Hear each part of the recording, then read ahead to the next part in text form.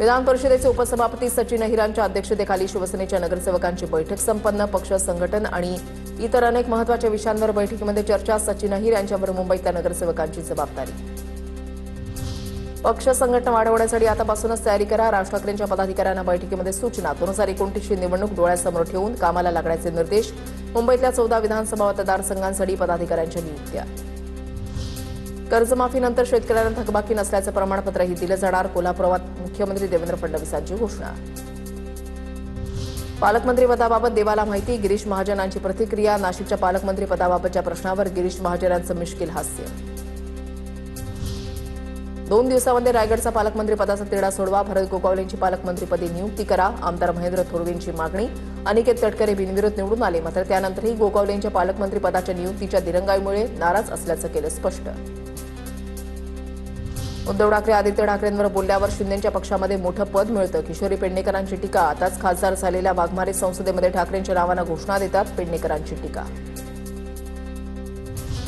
ठाकरे सेनेच्या नगरसेविका राजू पाटलांची शिंदे सेनेच्या कार्यक्रमात उपस्थिती. वडील खासदार संजय दिना पाटील सध्या शिंदेसोबत, मात्र आपण ठाकरेंसोबतच राहणार असल्याची राजू पाटलांची भूमिका. नागपुरातील नाग नदी प्रकल्पातील खोदकामावर केंद्रीय मंत्री गडकरींचा दणका. रस्ते खोदून पूर्ववत न करणाऱ्या अधिकाऱ्यांचे निलंबन करण्याचे आदेश. संबंधित कंत्राटदारांना ब्लॅकलिस्ट करण्याचेही आदेश.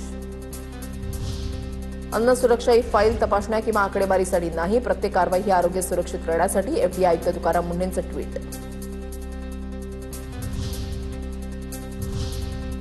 आता पाहूया टॉप 9 मोठ्या बातम्या.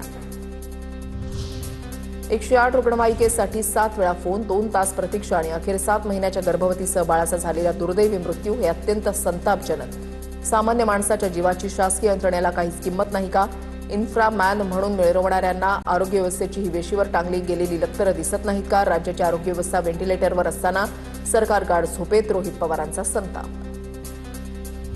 अहिल्यानगरमधील महानगरपालिका कर्मचारी मृत्यू प्रकरणामध्ये 5 आरोपींना 15 ऑगस्टपर्यंत पोलीस कोठडी. धीरज परदेशींच्या मृत्यू प्रकरणी 5 आरोपींना 15 ऑगस्टपर्यंत पोलीस कोठडी. शुद्ध पेट्रोल तुमच्या बापाच्या घरातून येणार आहे का?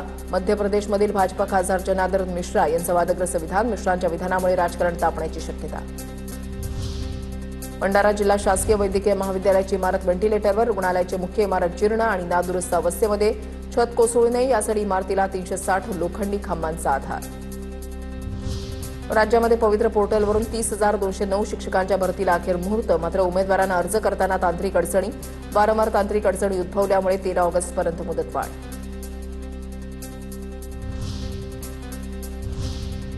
आता पाहूया टॉप 9 महत्त्वाच्या बातम्या.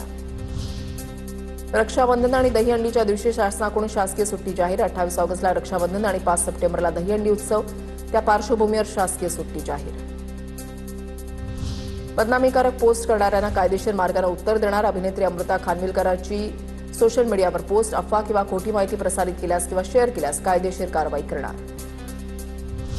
राज्यातील 50हून अधिक आरटीओ कार्यालयांमध्येही चार्जिंग स्थानकं उभारण्याचा प्रस्ताव. ई वाहनांची संख्या वाढत असल्यामुळे सरकारकडून चार्जिंग स्टेशन उभारणीला वेग. राष्ट्रीय महामार्गावरील अनधिकृत पार्किंगला ब्रेक लागणार. वाहतुकीला अडथळा निर्माण करणाऱ्या चालकांवर कठोर कारवाई होणार. मुंबई गोवा महामार्गावर विशेष लक्ष दिलं जाणार. महाराष्ट्रामध्ये सागरी सीमेमध्ये 15 ऑगस्टपर्यंत मासेमारीला बंदी. आदेशाच्या काटेकोर पालनासाठी मत्स्य विभागाची विशेष मोहीम. 100 मत्स्य विभागाच्या कर्मचाऱ्यांच्या माध्यमातून गस्त सुरू. पुण्याच्या पौडमध्ये मुळशीमध्ये धरणग्रस्त संघर्ष कृती समितीचं बेमुदत अन्नत्याग आंदोलन सुरू. मुळशी धरणग्रस्तांच्या प्रलंबित मागण्यांकडे टाटा कंपनीचं दुर्लक्ष होत असल्याचा आरोप. वसईच्या सातवली रोड इथे सूर्या धरणाची पाईपलाईन फुटली. लाखो लिटर पाणी वाया गेल्यानं नागरिकांची नाराजी. पाणी रस्त्यावर उडत होतं, त्यामुळे वाहतूक प्रभावित झाली. गोंदिया ते कोल्हापूर धावणाऱ्या महाराष्ट्र एक्सप्रेसमध्ये प्रवासी झुरळांमुळे हैराण. एसी आणि स्लीपर कोचमध्ये झुरळांचं साम्राज्य असल्याचा प्रवाशांचा आरोप. झुरळांमुळे आरामदायी प्रवासासाठी महागडं तिकीट काढणाऱ्या प्रवाशांना मोठा मनस्ताप. रेल्वेच्या स्वच्छता आणि देखभाल व्यवस्थेवरच प्रश्नचिन्ह.